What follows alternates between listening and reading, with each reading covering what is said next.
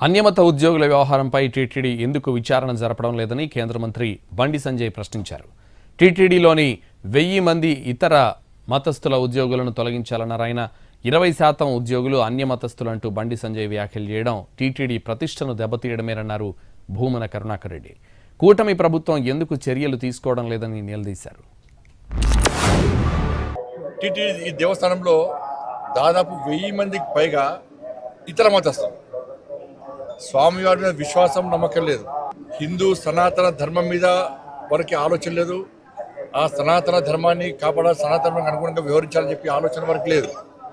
అటువంటి ఉద్యోగస్తులకు, అటువంటి వ్యక్తులకు టీటీడీలో ఉద్యోగాలు ఇవ్వడమేంది, వాళ్ళు ఇంకా కొనసాగించడమేంది? ఎప్పుడో ఒకసారి మార్పు జరగాలి. అరే గతం నుంచి ఉన్నారు వాళ్ళు, మేము ఏం చేయలేమంటే అది చేతకాంతనం అవుతుంది.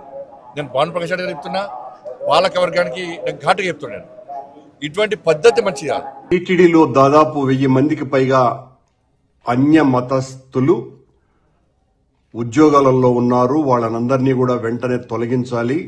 నేను కోరటం లేదు, హెచ్చరిస్తున్నా. టీటీడీ బుద్ధి మారలేదు, ప్రభుత్వం పట్టించుకోవటం లేదు అని తీవ్రమైనటువంటి ఆరోపణ చేశారు.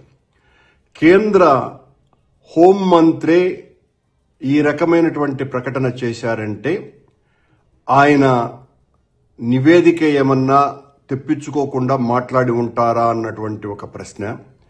ఈ ప్రభుత్వం మీ ఆధ్వర్యంలో నడుస్తున్నది.